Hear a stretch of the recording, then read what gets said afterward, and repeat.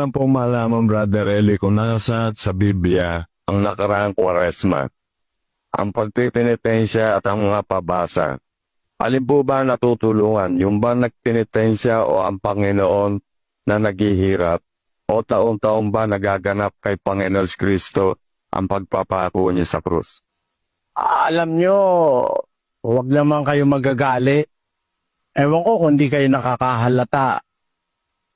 Di ba pagka Pasko, pag Pasko ng kapanganakan, di ba lagi December 25? Di ba December 25 yung Pasko? Eh bakit pagka kamatayan iba-iba? Minsan Abril, minsan Marso. Di ba kayo nakakahalata, niluloko tayo? Sana makahalata na kayo. Biro mo, meron ba naman taon-taon nito yung mamamatay Biyernes? Halimbawa, yung tatay mo namatay ng Biyernes, sa isang taon, pag ipinagdiwang mo yung kamatayan tatay mo, hindi Biyernes uli yun, maaaring Sabado o maaaring Huwebes. O lalo na, pagdating isang taon, iba na namang araw yun. Hindi ba? Eh, si Kristo naman ting mamamatay Biyernes lagi. Iba-iba petsa. O di ba kayo nakakahalata ron? Ewan ko sa inyo, hindi kayo nag-iisip. Eh, pag nanalangin ka, aba, Ginoong Maria, paano naman naging Ginoo si Maria? Hindi ka ba nakakahalata? Eh, ginang na ginang yun. Eh, pero naging Ginoo naman. Ewan, magagalit lang kayo sa akin, oh. Sana naman makahalata na kayo. Miro mo, gagawa ng imahen, ng ribulto. Pagkatapos gumawa ng ribulto, bawal luhuran, huwag mong luluhuran hanggang hindi pa nabibindisyonan. Eh sino nagbindisyon? Yung pare. Eh di ang nagbigay ng karapatan para luhuran yung ribulto, ang nagbigay yung karapatan, yung pare. Ang nakakapagtaka, bakit pati siyang nagbigay ng karapatan, luluhod din siya? Oh, hindi ba kayo nakakahalata? Dapat naman makahalata na tayo ron, mga kapatid. Mali kasi sa Biblia yon.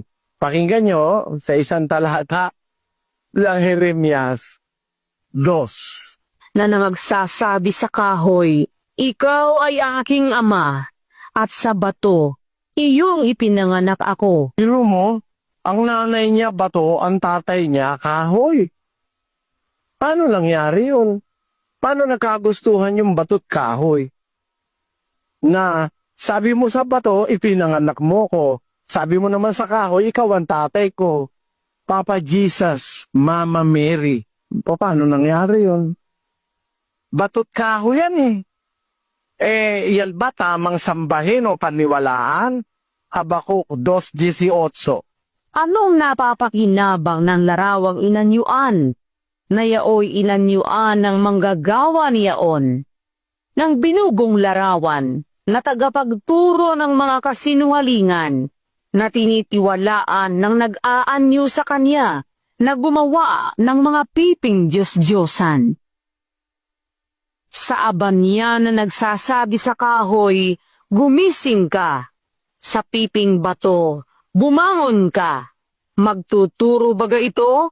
Narito, nababalot ng ginto at tilak, at walang hinga sa loob niya. Walang hininga yung loob nun eh. Binamitan lang, binalutan ng pilak at ginto, pero walang hinga sa loob. Tagapagturo pa ng kasinungalingan. Kaya po, alam nyo, kapatid, yung ginagawa natin na mag-apan mo yung katawan mo, para bang lumalagay ka na ikaw ay Kristo. Kaso ang masama, kung wala kang makuha ang Hudyo, ikaw na rin ang Hudyo. Padala-dala mo yung panghampas, hinahampos mo yung katawan. Paano kung magiging dapat di kalahati mo'y Kristo, kalahati mo'y Hudyo? Hindi pa kaya nakakaisip mo? Eh, tingnan natin sa Biblia, oh. Sa Biblia lang naman ang batayan. Bibliang Katoliko, binabasa natin. Ano ang sabi sa Biblia? Pakinggan nyo sa Kolosas. Ang mga bagay na iya'y katotohanang mayroong anyo ng karunungan sa pagsambang kusa at sa pagpapakababa at sa pagpapakahirap sa katawan, ngunit walang anumang kabuluhan laban sa ikalalayaw ng laman. Nakita nyo? Tatanungin lang naman natin, may sagot ang Biblia eh. Yung pagpapakababa, yung pagsambang kusa, yung pagpapahirap sa katawan, walang anumang kabuluhan laban sa ikalalayaw ng laman. Walang kwenta ho eh.